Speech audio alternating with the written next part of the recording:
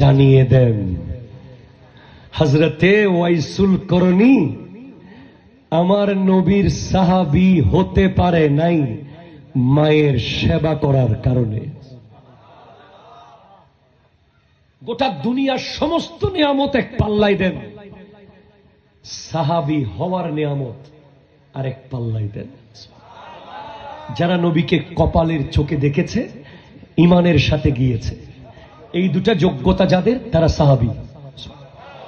আবু জেহেল কপালের চোখে দেখেছে, ঈমানের সাথে যায় নাই, সাহাবী হয় নাই।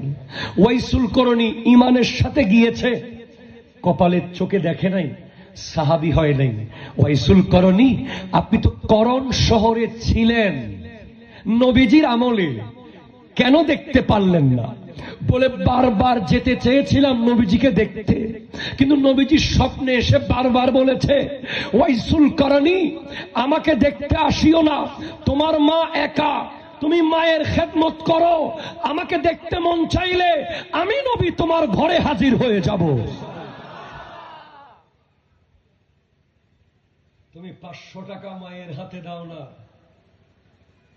কত চিন্তা করো, ওষুধও আমি আনি, তরকারিও আমি কিনি, 200 টাকা বাবার হাতে দিচ্ছ না।